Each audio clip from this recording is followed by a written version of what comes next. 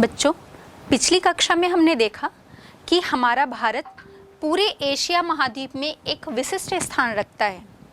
इसकी अलग अलग हम कहें कि इसकी स्थिति और विस्तार के आधार पर और यहाँ पर पाई जाने वाली जो अलग अलग प्रकार की स्थलाकृतियाँ हैं, इसके जो भौतिक विभाग हैं, उसके आधार पर इसका एक अलग ही महत्व है। पूरे हम कह सकते हैं सिर्फ एशिया महाद्वीप ही नहीं, पूरे विश्व में इसका विशिष्ट स्थान है। हमने पिछली कक्षा में देखा भी कि इसकी स्थिति विस्तार के साथ साथ प्राकृतिक विभाग कौन कौन से हैं, और हमने ये भी देखा कि जो प्राकृतिक विभाग हैं, फिर हम स्थिति विस्तार की बात करें, इन सब के आधार पर इसमें बहुत अधिक भिन्नताएं जो हैं वो देखने को मिलती हैं। तो आइए आज हम बात करेंगे कि ये जो अलग अलग भिन्नताएं इसके भौतिक विभाग में देखने को मिलती हैं, अलग अलग स्थल रूप देखने को मिल रहे हैं, इन सब के आधार पर हम देखेंगे कि यहाँ जो मनुष्य निवास करते हैं वो अपने जीवन की आवश्यकताओं को इसके अनुरूप कैसे ढालते हैं।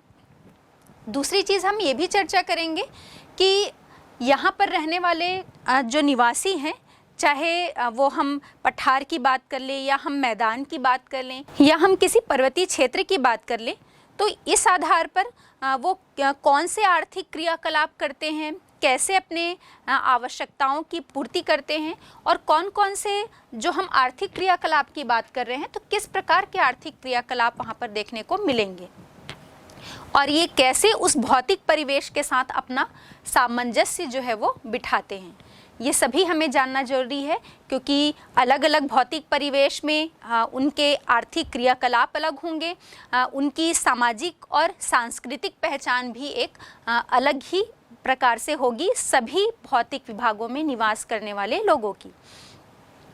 जैसे कि एक एग्जाम्पल हम देख लेते हैं। बच्चों, अगर आप किसी मैदानी क्षेत्र में निवास करते होंगे तो आपको पता होगा कि वहाँ पर कृषि जो है वो प्रमुख व्यवसाय होता है। अगर आप किसी तटीय क्षेत्र में निवास करने वाले लोगों की बात करेंगे या उनके क्रियाकलाप को देखेंगे तो वहाँ पर आपको समझ में आएगा कि किसी भी तटीय क्षेत्र में रहने वाले लोग, वहाँ पर मत्स्य पालन या मछली पालन उनका प्रमुख व्यवसाय होता है। इसके साथ ही यदि हम पठारी क्षेत्र की बात कर लें तो हम देखेंगे पठारी क्षेत्र में रहने वाले लोग जो हैं, एक तो खनन उनका प्रमुख व्यवसाय होता है, क्योंकि वहाँ पर खनिज संपदा जो है वो अथाह देखने को मिलती है, और इसके साथ ही साथ हम ये भी देखेंगे कि वो वनों से संबंधित उत्पाद या खनन कार्य और इसके साथ ही साथ कृषि में भी वो बहुत हद तक संलग्न होते हैं। तो हम ये देख रहे हैं कि जो प्राकृतिक विभाग या जो अलग अलग भौतिक विभाग स्थलाकृतियाँ देखने को मिल रही हैं, इन सब के आधार पर उनके आर्थिक क्रियाकलापों में भी भिन्नता देखने को मिलती है। तो आइए हम बात कर लेते हैं कि हमारे भारत में कौन कौन से प्राकृतिक विभाग हैं। तो सबसे पहले यदि हम आ जाएं उत्तर की तरफ, तो उत्तर में हम देखेंगे कि हमारा विशाल हिमालय जो है वो हमारे आधार के रूप में खड़ा हुआ है। उसके ठीक नीचे आ जाएं तो हिमालय के ठीक नीचे हमें उत्तर का विशाल मैदान देखने को मिलता है। विशाल मैदान के नीचे आते हैं हम तो जो विश्व का पूरा हम प्राचीन भूखंड कह सकते हैं, उन प्राचीन भूखंडों में से एक जो प्रायद्वीपीय पठार है ये भी यहाँ उपस्थित है। इसके बाद हम दक्षिणी छोर पर आ जाएं तो हम देखते हैं कि जो दक्षिणतम छोर है हमारे भारत का या दक्षिणी हिस्सा जो है भारत का, वो हम देखते हैं कि तीन ओर से जलीय भाग से घिरा है, जो इसे प्रायद्वीपीय स्थिति जो है प्रदान करता है। और इस आधार पर हम देखेंगे कि इसके तीन छोर जो हैं वो तटीय क्षेत्र हैं या जल भाग से लगे हुए हैं, समुद्र से लगे हुए हैं, तो समुद्र तटीय क्षेत्र हैं। इसके साथ ही साथ हम देखते हैं कि हमारे भारत के पश्चिम में विशाल मरुस्थल भी उपस्थित है, और इसके अलावा कुछ जो द्वीप समूह हैं ये भी हमारे भारत के अधिकार क्षेत्र के अंतर्गत आते हैं। तो आइए हम इन सभी पर एक एक करके विस्तृत चर्चा कर लेते हैं। पृथ्वी के किसी भी भूभाग की धरातलीय बनावट और स्थलाकृतियों के बनने में पृथ्वी की दो शक्तियां प्रमुख भूमिका निभाती हैं। पहली तो अंतर्जनित शक्तियां होती हैं और दूसरी बहिर्जनित। अगर हम बहिर्जनित शक्तियों की बात करें तो हम देखते हैं कि धरातल पर जो हवा चलती है, वायु, वर्षा, हिम के द्वारा और साथ ही साथ जल और तापमान की क्रियाएं सतत रूप से क्रियाशील रहती हैं और इन क्रियाशील तत्वों के द्वारा ही धरातलीय स्थलाकृतियों में लगातार परिवर्तन होता रहता है। इन्हें हम बहिर्जनित बल कहते हैं और इनसे बनने वाली जो स्थलाकृतियां होती हैं वो बहिर्जनित बल के कारण उत्पन्न स्थलाकृतियां होती हैं, जैसे कि घाटियां, वी आकार की घाटी, यू आकार की घाटी। हम मरुस्थलीय क्षेत्र में चले जाएं तो सीप, बरखान, यारडांग, ये सभी जो है वो प्रमुख बहिर्जनित बल के कारण उत्पन्न धरातलीय स्थलाकृतियां हैं। अब हम अंतर्जनित शक्तियों की बात करें तो अंतर्जनित शक्तियां जिसमें प्रमुख उदाहरण जो है भूकंप और ज्वालामुखी। इसका मतलब यह है कि पृथ्वी के भीतर चलने वाली अंतर्जनित शक्तियों के ये परिणाम हैं। जो शक्तियां धरातल के नीचे उत्पन्न होती हैं उन्हें हम अंतर्जनित शक्तियां कहते हैं और जिसे हम देख रहे हैं भूकंप और ज्वालामुखी के रूप में। प्लेट, पृथ्वी का बाहरी आवरण जिसे स्थल मंडल कहते हैं, ये विभिन्न शैलखंडों का बना है, इन्हें प्लेट कहते हैं। पृथ्वी की जो धरातल है वो मुख्य रूप से 6 प्रमुख प्लेटों और कई छोटी बड़ी प्लेटों से मिलकर बनी हुई है। ऐसी प्रमुख प्लेटों में एक प्लेट जो है वो हमारा भारतीय प्लेट है। ये सभी प्लेटें भूगर्भीय बल के कारण या भूगर्भीय शक्ति के कारण गतिशील रहती हैं और सामान्यतः जो पता चला है इनकी गति के बारे में, ये हम महसूस नहीं कर सकते क्योंकि ये इतनी धीमी गति से होती है कि हम इसके सिर्फ कल्पना कर सकते हैं। जैसे ये सिर्फ 1 वर्ष में हम देखें तो कुछ सेंटीमीटर ही सरकती है।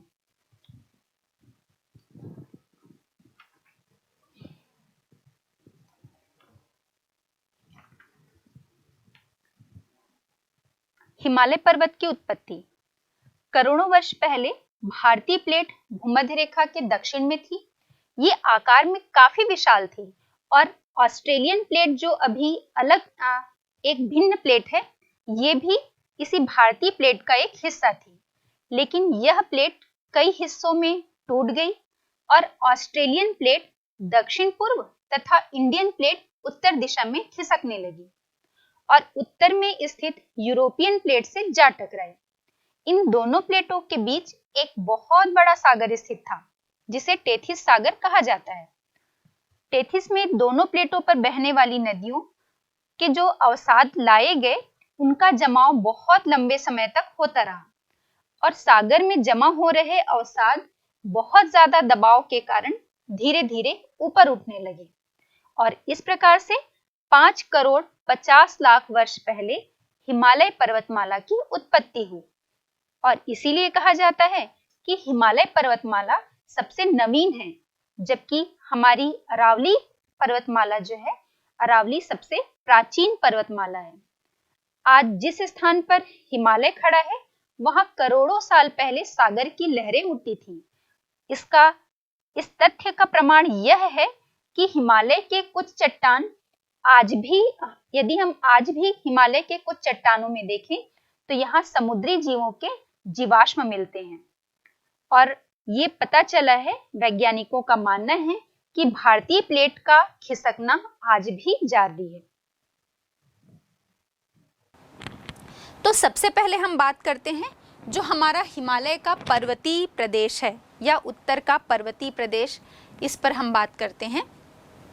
बच्चों, जब हम पर्वतीय प्रदेश की बात करेंगे या हम ये देखेंगे कि इसकी उत्पत्ति कैसे हुई है, इससे पहले मैं आपको थोड़ा सा बताना चाहूँगी कि जैसे अभी मैंने कहा था कि हमारा जो प्रायद्वीपीय पठार का भूभाग है वो विश्व के प्राचीनतम भूखंडों में से एक है। तो ये आपको पता होगा कि जो विश्व का नक्शा हमारे सामने या विश्व के जितने भी भूखंड हमारे सामने अभी वर्तमान समय में है हमें दिखते हैं, वो पहले वैसे नहीं थे। पहले तो हमारे पूरे विश्व में या पूरी पृथ्वी पर हम बात करें तो एक ही महाद्वीप था और एक ही महासागर था। एक ही महाद्वीप जिसका नाम था पैंजिया महाद्वीप, और इस महाद्वीप के चारों तरफ जो है जल का विस्तार था या समुद्र की ऊंची ऊंची लहरें उठती थीं, और इस महासागर का नाम था पैंथालसा। तो हमें मालूम है कि हमारी पृथ्वी जो है वो पूरी तरह से अभी तक ठंडी नहीं हुई है। इसमें 3 परतों के बारे में भी हमने पिछली कक्षा में पढ़ा है। तो जहाँ पर हम अभी रहते हैं हमें पता है कि वो क्रस्ट है या भूपर्पटी है। इसके नीचे हम चले जाते हैं तो मेंटल आता है और उसके बाद फिर क्रोड। और हमें ये भी मालूम है कि पृथ्वी के निचले हिस्सों में यदि हम जाते जाएंगे, इसकी गहराई में जाएंगे, तो इसमें तापमान जो है वो अभी भी बहुत अधिक है। और जो मेंटल वाले पार्ट की हम बात करते हैं वो अभी सेमी लिक्विड फॉर्म में हमको देखने को मिलता है। और ये कैसे पता चलता है हमें कि सेमी लिक्विड में है? क्योंकि जब भी हमारे धरातल पर ज्वालामुखी का विस्फोट होता है और उस ज्वालामुखी विस्फोट के दौरान जो मैग्मा लावा के रूप में हमारी धरातली सतह पर फैल जाता है, तो उससे हमें पता चलता है कि वो किस भूभाग से आ रहा है। वो तो पृथ्वी की आंतरिक सतह से आ रहा है, गहराई से आ रहा है, ऊपर की तरफ उसका प्रवाह हो रहा है, तो वो किस फॉर्म में है? सेमी लिक्विड फॉर्म में। और वही मैग्मा जो है वो हमारे धरातल पर ज्वालामुखी विस्फोट के माध्यम से धरातल की सतह पर लावा के रूप में आता है। तो हम ये देखेंगे कि ताप और दाब के फलस्वरूप जो पृथ्वी का आंतरिक भूभाग है वो अस्थिर है, उसमें कुछ मूवमेंट जो है, हलचल जो है वो होती रहती है।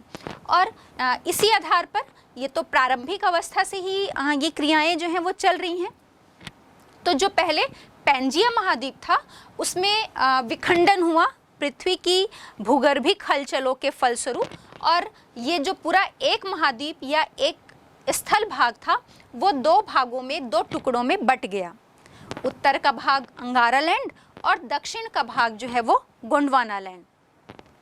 और हम जो प्रायद्वीपीय पठार की बात कर रहे हैं तो ये प्रायद्वीपीय पठार इसी गोंडवाना लैंड का ही एक हिस्सा है।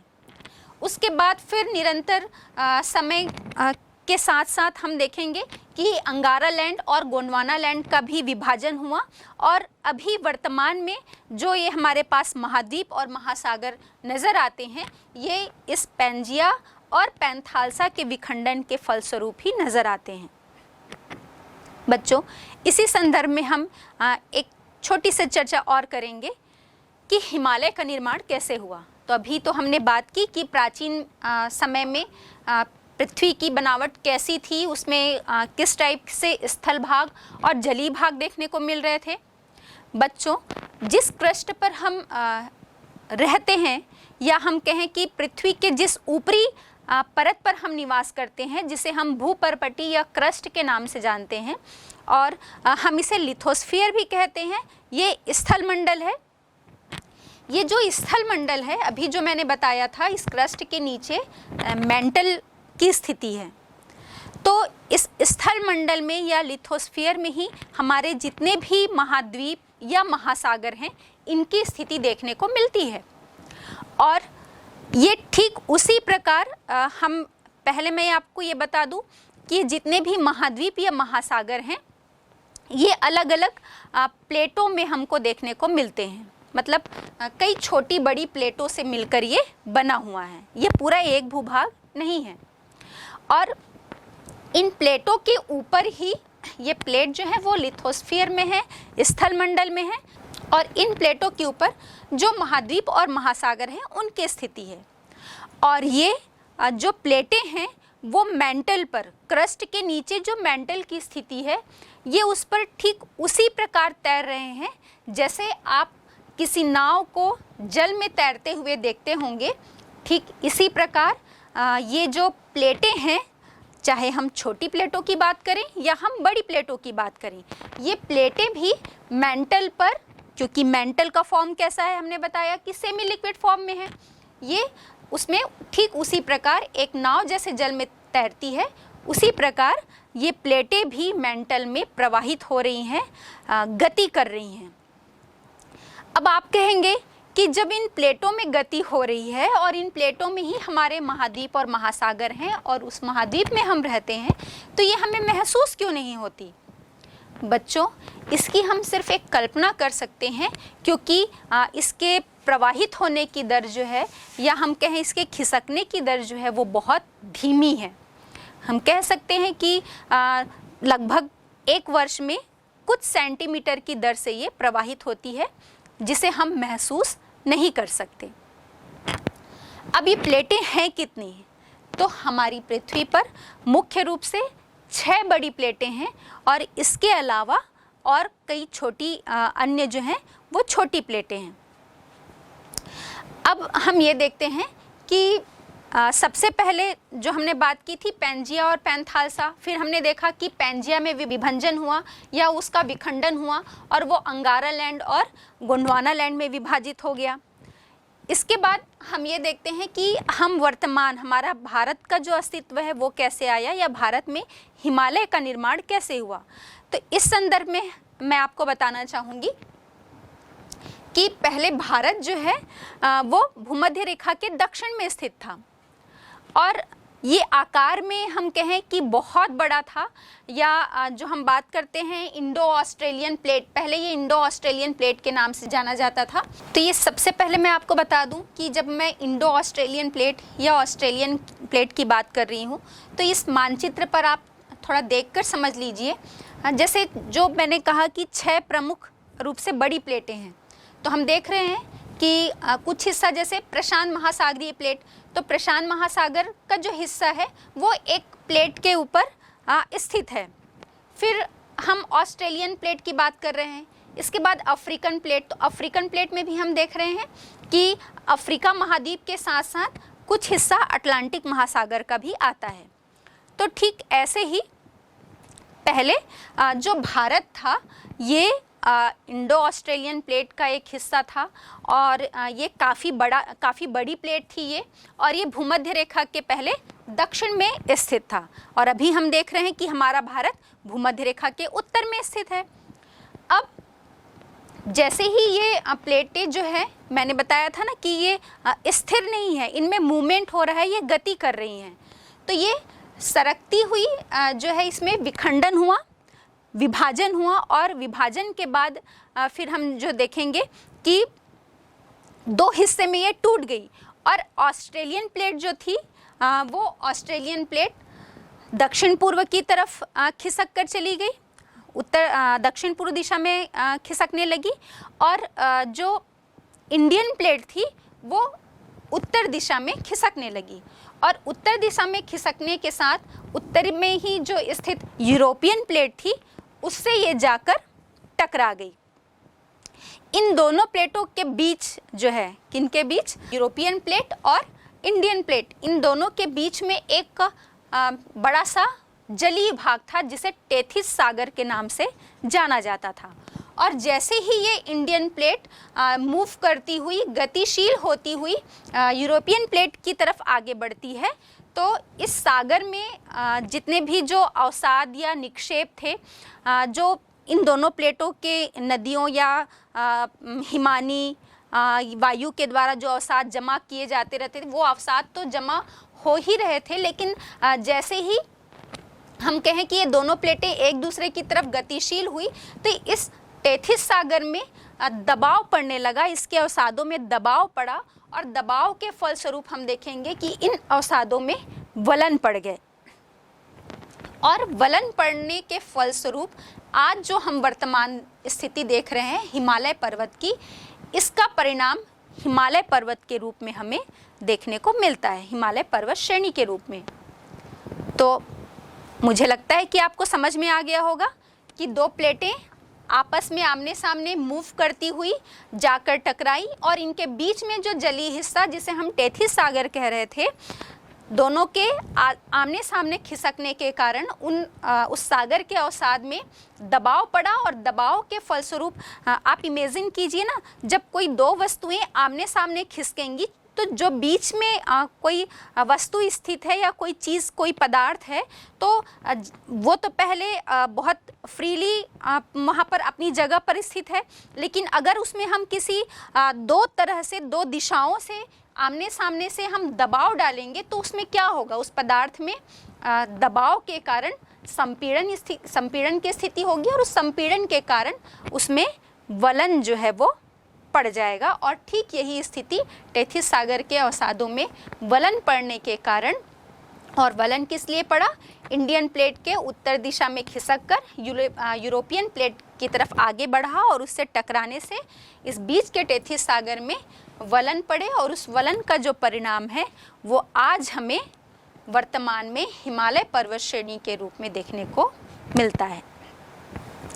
तो ये हिमालय पर्वत का जो निर्माण है वो बहुत प्राचीन नहीं है, ये बहुत नया है हमारा हिमालय पर्वत श्रेणी, इसीलिए हम इसे नवीन पर्वत कहते हैं। और नवीन कैसा पर्वत, चूंकि इसका निर्माण जो है वो वलन पड़ने के फलस्वरूप हुआ है, इसलिए हम इसे नवीन वलित पर्वत कहते हैं।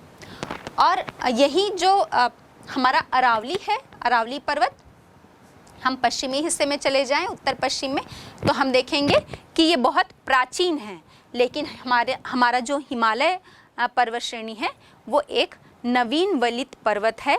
और इसका जो निर्माण है वो लगभग 5 करोड़ 50 लाख साल पहले, वर्ष पहले इसका निर्माण हुआ है, इसकी उत्पत्ति हुई है, ऐसा माना जाता है। अब हम बात करते हैं, हमने तो देख लिया कि इसका निर्माण या इसकी उत्पत्ति कैसे हुई।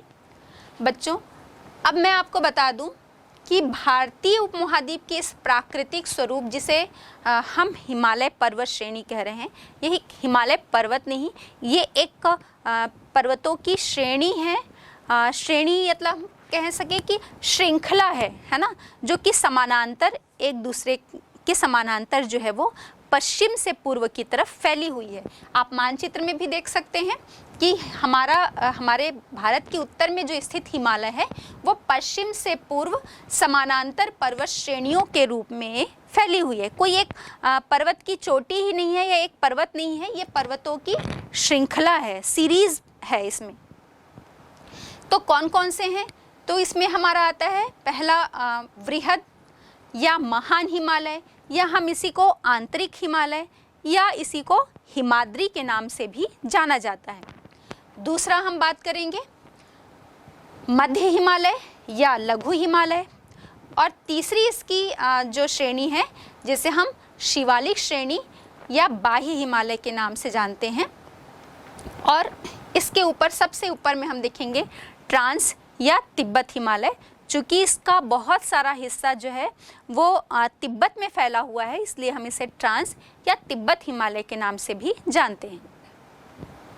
तो बच्चों, ये मैंने बताया कि हिमालय के 3 भाग हैं, या मैंने जो बोला था कि समानांतर श्रेणियों में फैली हुई है, तो ये 3 समानांतर श्रेणियाँ इसकी मिलती हैं, महान, लघु और शिवालिक श्रेणी के रूप में।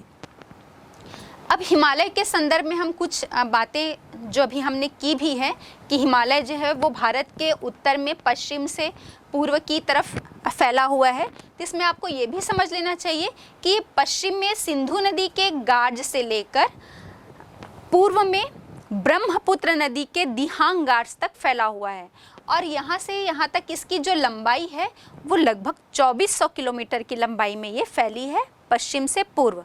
आप मानचित्र में बहुत अच्छी तरह से इसे देख पा रहे होंगे और समझ भी पा रहे होंगे कि पश्चिम में सिंधु नदी है, यहाँ से इसका विस्तार लेकर अरुणाचल प्रदेश में ब्रह्मपुत्र नदी के दिहांग गार्ज तक इसका विस्तार है या फैलाव है।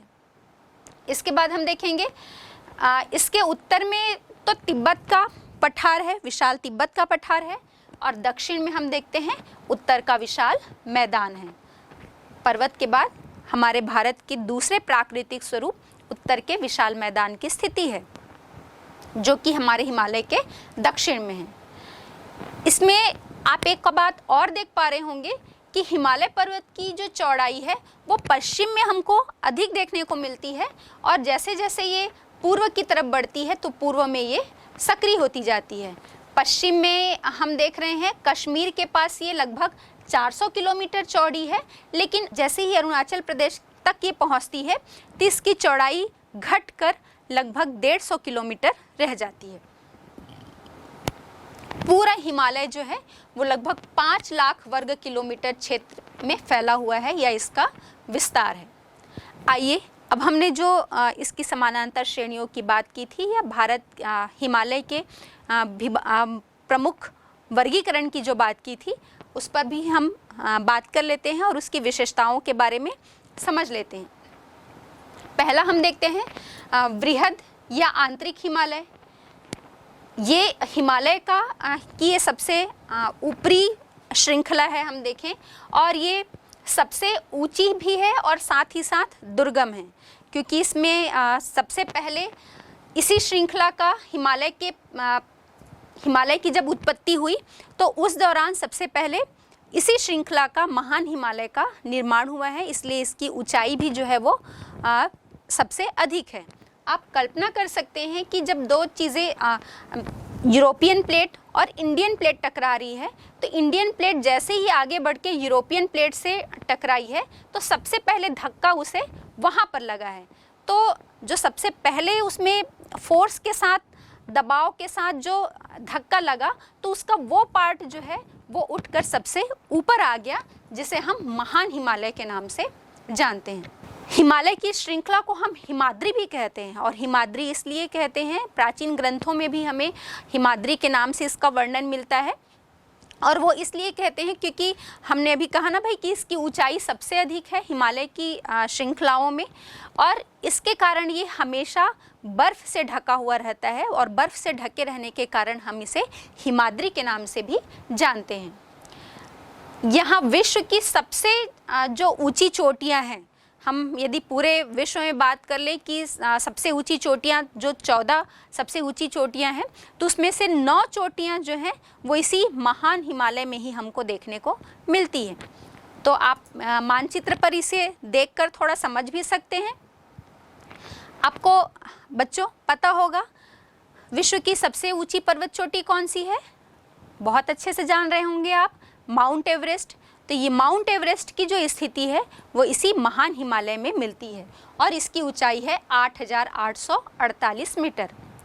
अभी वर्तमान यदि हम आंकड़े देखें तो ऐसा सुनने में आ रहा है कि अभी हमने जो बात की हिमालय पर्वत में जो है वो अभी भी उठाव की प्रक्रिया जो है वो हो रही है, वो अभी भी ऊपर की तरफ उठ रही है। वो हिस्सा हिमालय का वो हिस्सा स्थिर नहीं है, वो अभी भी ऊपर की तरफ उठ रहा है। और इसका प्रमाण है कि माउंट एवरेस्ट की जो हाइट है, ऊंचाई 8,848 थी, लेकिन वर्तमान जो आंकड़े हैं वो ये बताते हैं कि इसकी ऊंचाई अभी वर्तमान में आज 8,850 मीटर हो गई है।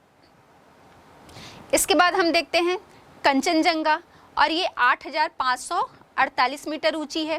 कंचनजंगा आपको पता होगा कि हमारे भारत की सबसे ऊंची चोटी है। माउंट एवरेस्ट पूरे विश्व की सबसे ऊंची चोटी है, और लेकिन इसकी स्थिति जो है वो भारत में नहीं है, ये नेपाल में इसकी स्थिति है। लेकिन हमारे भारत की सबसे ऊंची चोटी हम कहेंगे तो कंचनजंगा है। केटू भी है जो कि आपके, लेकिन ये हमारे पीओके में आती है, पाक अधिकृत जो कश्मीर है वहाँ पर उसकी स्थिति है। और यदि पूरे भारत के अधिकार क्षेत्र वाले स्थल रूप में हम यदि बात करेंगे तो कंचनजंगा ही जो है वो भारत की सबसे ऊंची चोटी है। इसके बाद हम देखते हैं मकालू 8,481 मीटर। फिर धौलागिरी आता है 8,172 मीटर। फिर हम बात कर लेते हैं मसालू की, ये 8,156 मीटर। फिर नागा पर्वत है 8,126 मीटर।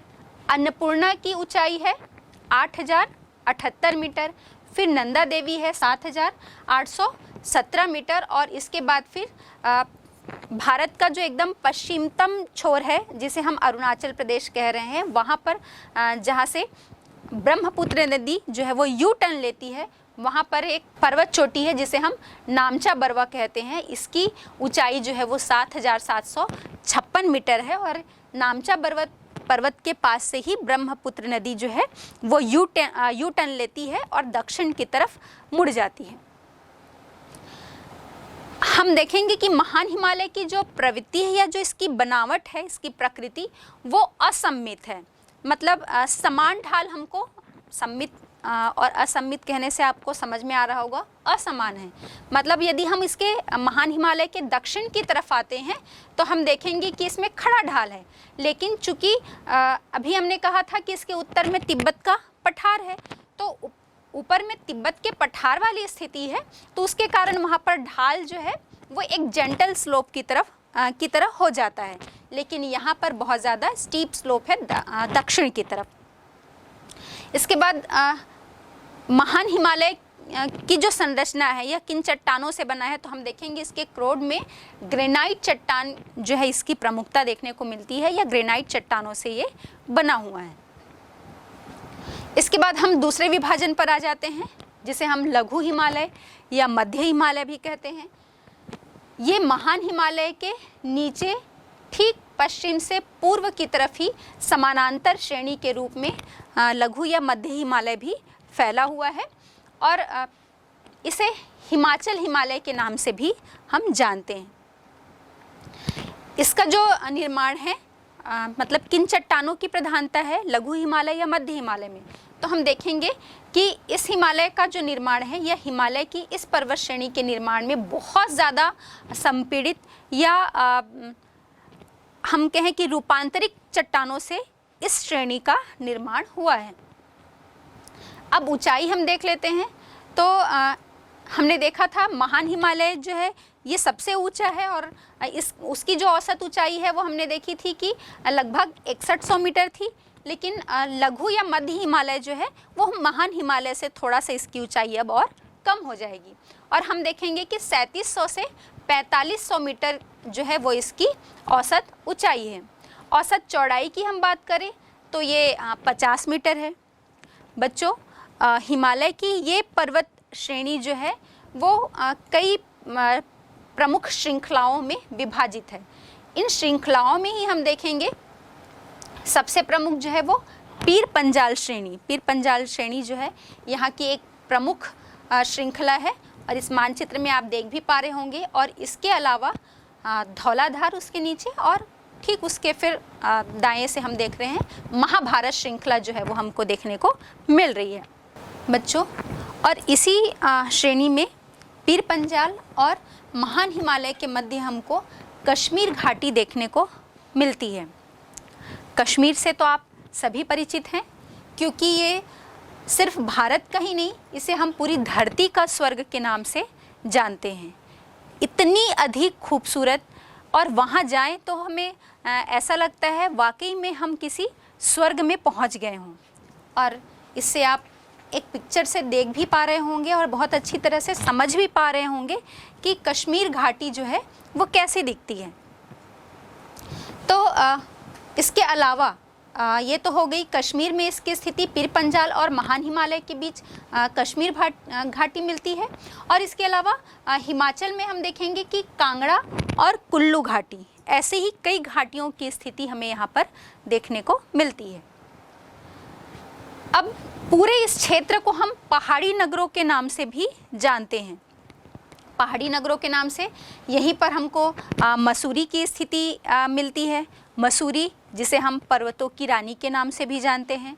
मसूरी के अलावा नैनीताल है, रानीखेत है, ऐसे बहुत से पर्वतीय नगर, मतलब पर्वतों में जो नगर बसाए गए हैं, ऐसे नगरों की स्थिति हमें यहाँ देखने को मिलती है। अब तीसरा हम देखते हैं शिवालिक श्रेणी। शिवालिक श्रेणी को हम बाह्य हिमालय के नाम से भी जानते हैं। ये लघु हिमालय के दक्षिण में स्थित है। हमने देखा जो मध्य या लघु हिमालय जो है वो महान हिमालय के दक्षिण में, और लघु या मध्य हिमालय के दक्षिण में फिर शिवालिक श्रेणी की स्थिति देखने को मिलती है, और ये भी उसी के समानांतर पश्चिम से पूर्व की तरफ फैली हुई है। अन्य श्रेणी की तुलना में, मतलब महान और लघु हिमालय की तुलना में शिवालिक श्रेणी जो है वो थोड़ी छोटी है, इसीलिए उप हिमालय के नाम से भी हम इसे जानते हैं। अब शिवालिक श्रेणी के ठीक दक्षिण में हम देखेंगे कि हमारे उत्तर का विशाल मैदान जो है वो शुरू हो जाता है। इसकी औसत ऊंचाई की यदि हम बात करें तो लगभग 600 से 1500 मीटर की इसकी ऊंचाई है। मतलब लगातार ऊंचाई भी हम देख रहे हैं कि कम होती जा रही है। सर्वाधिक ऊंचाई हमें महान हिमालय में, उसके बाद लघु या मध्य हिमालय में, और पर्वत की चोटियों की सबसे कम ऊंचाई जो है वो क्रमशः हमें शिवालिक श्रेणी में हमें देखने को मिलती है, क्योंकि इसका निर्माण भी जो है वो इन दोनों श्रेणियों के बाद सबसे बाद में हुआ है। तो हम समझ सकते हैं कि इसमें दबाव जो है वो सबसे कम पड़ा है, जिसके कारण इसके उठने की प्रक्रिया सबसे कम हुई है। अब हम देखें कि महान हिमालय की जितनी भी नदियाँ वहाँ पर बहती हैं महान हिमालय में, उन सब के द्वारा जो लाए गए, चाहे हम बालू की बात करें, कंकड़ है, बजरी है, ये सभी जो हैं वो हमको शिवालिक श्रेणी में देखने को मिलते हैं, क्योंकि यहाँ आते तक इसकी ऊंचाई कम हो गई, ढाल कम हो गया। तो महान हिमालय लघु हिमालय से जो नदियाँ निकल कर आ रही हैं तीव्र ढाल से, यहाँ पर ढाल कम होने के कारण यहीं पर ये जो है उनके द्वारा लाए गए जो अवसाद जो हैं उनके रूप यहाँ पर हमें मिलते हैं। अब लघु और मतलब लघु हिमालय और शिवालिक श्रेणी, इन दोनों के बीच में हमें घाटियों की भी स्थिति देखने को मिलती है। जैसे हमने देखा था कि महान हिमालय और लघु हिमालय, जिसमें पीर पंजाल श्रेणी में हमने बात की थी कश्मीर घाटी की, कुल्लू और कांगड़ा घाटी की, ठीक उसी प्रकार जो हमें लघु हिमालय और शिवालिक श्रेणी के बीच में जो लंबवत घाटियाँ देखने को मिलती हैं उसे हम पश्चिम में दून कहते हैं, दून घाटी के नाम से जानते हैं। इसका सबसे अच्छा उदाहरण जो है वो देहरादून ऐसी ही घाटी में स्थित शहर है। और इसके अलावा हम कोटली दून, पाटली दून भी इसी प्रकार के उदाहरण हैं। तो पश्चिम में हम इसे दून घाटी के नाम से जानते हैं और पूर्व में इसे द्वार के नाम से जाना जाता है, द्वार जैसे कि हरिद्वार। तो ये इसके अच्छे उदाहरण हैं। दून शिवालिक का दक्षिणी हिस्सा मैदान की ओर तीव्र ढलान वाला है और इसके उत्तर की ओर समतल भूमि वाली घाटी या बेसिन है। इसी घाटी या बेसिन को दून के नाम से जाना जाता है। देहरादून ऐसी ही घाटी में बसा हुआ एक प्रमुख शहर है। बच्चों, ये तो हमने देख लिया भौतिक विभाजन हिमालय का कि इनके निर्माण या उत्पत्ति के आधार पर जो हमने ये विभाजन देखा, महान, लघु या शिवालिक श्रेणी। इसके बाद हम देखते हैं कुछ प्रादेशिक का विभाजन भी किया गया है, जहाँ पर जिन प्रदेशों में इनका विस्तार है उसके आधार पर हिमालय के कुछ प्रादेशिक विभाजन भी किए गए हैं, जिसमें हम देखते हैं पहला पंजाब हिमालय। पंजाब हिमालय ये नदियों के आधार पर इसका वर्गीकरण किया गया है हिमालय का। आप मानचित्र में देख पा रहे होंगे सिंधु नदी और सतलज नदी, इन दोनों नदियों के बीच का जो भाग है ये पंजाब हिमालय के नाम से जाना जाता है। इसका अधिकांश भाग जो है वो जम्मू कश्मीर और हिमाचल में पड़ता है, इसीलिए इसे कश्मीर और हिमाचल हिमालय भी कहा जाता है। फिर हम आगे बढ़ते जाते हैं तो सतलज और काली नदी, इन दोनों के बीच का जो भाग है उसे कुमायूं हिमालय के नाम से जाना जाता है। इसका पश्चिमी भाग, कुमायूं हिमालय का जो पश्चिमी भाग है इसे गढ़वाल हिमालय कहते हैं और कुमायूं हिमालय का जो पूर्वी भाग है उसे कुमायूं हिमालय के नाम से जाना जाता है। फिर नेक्स्ट आ जाते हैं हम काली और तीस्ता नदी के बीच का हिस्सा। काली और तीस्ता नदी के बीच का भाग जो है वो नेपाल हिमालय के नाम से जाना जाता है और हिमालय का ये हिस्सा जो है इसकी ऊंचाई सर्वाधिक है। और मैं आपको बता दूं, जो हमने भी माउंट एवरेस्ट की बात की थी, ये विश्व की जो सबसे ऊंची चोटी माउंट एवरेस्ट ये आपके नेपाल हिमालय में ही स्थित है। इसके बाद अगला इसका विभाजन आता है असम हिमालय। तो तीस्ता नदी से जैसे ही हम आगे बढ़ते हैं ब्रह्मपुत्र नदी तक, तो इन दोनों के बीच में जो हिमालय की श्रेणी मिलती है उसे हम असम हिमालय के नाम से जानते हैं। और ये आपके सिक्किम, अरुणाचल प्रदेश और असम, इन तीनों ही क्षेत्रों में फैला हुआ है।